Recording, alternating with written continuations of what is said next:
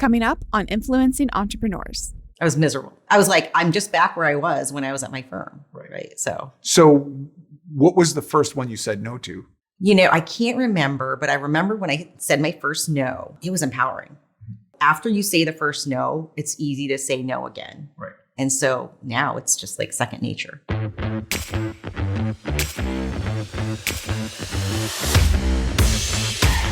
This season of Influencing Entrepreneurs is brought to you by the Entrepreneurs Organization of Charlotte and Spherical Media.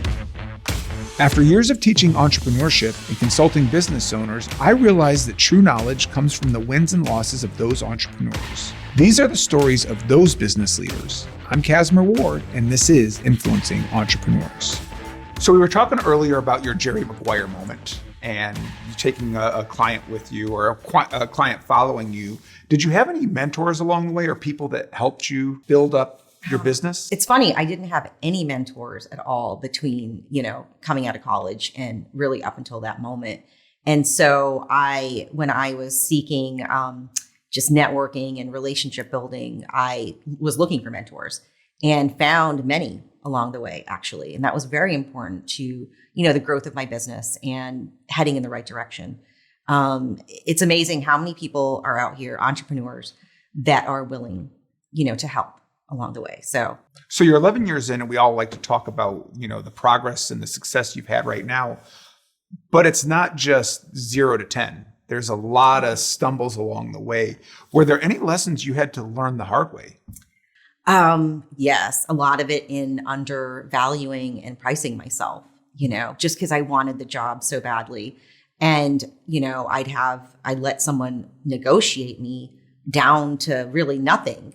And now I've kind of turned the narrative around and I'm like, here's my price. So you know what you do really well and you know the value that's associated Absolutely. with that. And that's from just 11 years in, seeing the results that have come out of it. And I'm like, wow.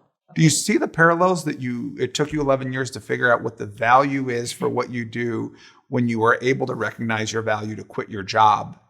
Yes, back then? Absolutely. And there was something deep down inside of me at that point even that said, you can do this and you can do it better. But I didn't have necessarily the external validation of that until now. Again, we go back to the parts of your story that are very impactful. Tell me a little bit more about that. So, these are the things we learn about in the classroom. Yeah. So, I felt like when I left my firm, I had to do a lot of work on myself because I didn't trust people. I didn't trust anybody. I wanted everything to myself. So I wouldn't let go or delegate anything for a long time. And I think that's harmful because I think that you need to find people along the way that can help you, right? Help you scale, help you grow. And I did a lot of things on my own that I shouldn't have been doing for a longer time than I should have been doing. Right. Mm-hmm. At some point, when is enough that you say, I need help? When you're about burned out and you want to give up and, you're depleted. You're depleted emotionally, spiritually, physically. And, I had a nervous breakdown 5 years ago, actually, 5 years into my business. And it was not pretty. And I knew I hit rock bottom. So without going into the details, but kind of understanding, what does a nervous breakdown for an accountant look like? Is it withdrawal? Is it closing up shop? I was straight into survival mode and I was taking it out on everybody that I loved, my family, not my clients for sure, but my family. And, I would say nasty, nasty things. It was like spewing hate and anger to everybody in my family. And, I just became someone I didn't know. And I hated what I was doing. And I was like, I need help.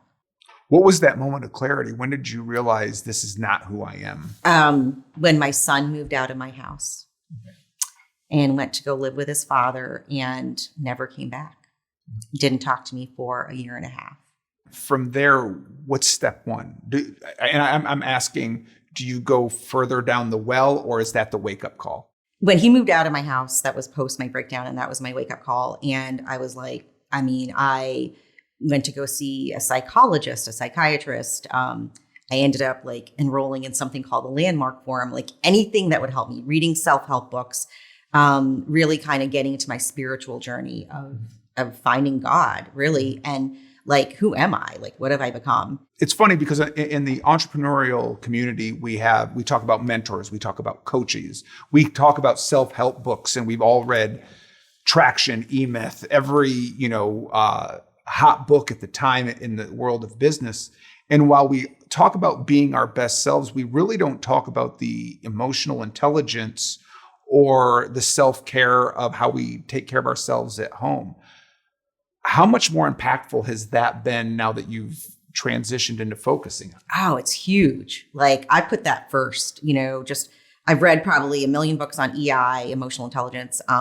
And I do take a lot of time for self-care, and I block it out because that's who makes Nesha a better leader, a better business owner. And I think business owners miss the mark on that. Why do you think we don't talk about that? Why is there still a stigma in this year that it's embarrassing to admit if you go to a psychologist, a counselor, a therapist? Oh gosh, that is the $1 million question.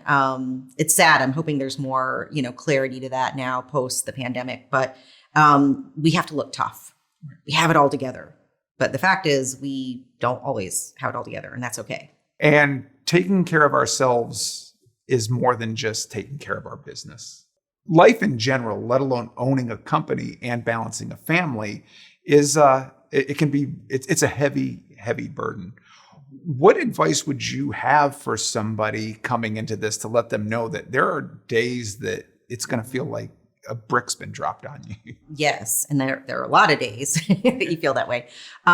Just don't give up and lean on others. Like, it takes a village, right? It takes a village, and lean on other people. It is okay to lean on other people in these times because you need people. I am just in the same boat as you. And I don't want you to call me out on this because I'm going to call you out on this. I have this grand vision of you do speaking engagements, and I've done several that I'm going to give my knowledge away because people want that so badly. The demand's there, right? What is the piece of knowledge you would like to give away? I have a heart for entrepreneurs, and I feel like so many people come out here not knowing what the hell they're doing. Nothing about financial statements. I want to give away like how to read a set of financial statements, how to be empowered by your numbers. Just because I want to see entrepreneurs succeed. Throughout that journey and the knowledge you pass along, what's the mistake that you made that you would like to say, please, I did this. You cannot make this mistake going. And it can be something silly. It can be something that almost took your firm under, to any level. Yeah. Again, being all things to all people and just taking any and every engagement that really didn't fit who I was, my core values, or really what I do, right? I just wanted to make a fast buck. And I said yes. So what is one of the things, I'll be honest, there was a point when I started, I was like, fractional CFO services, accounting, and I'll mow your lawn. Yeah, exactly. What is one of the things you did early on that was not, you should have said no to? Oh, I cringe, but I was doing individual tax returns. I hate taxes. Right.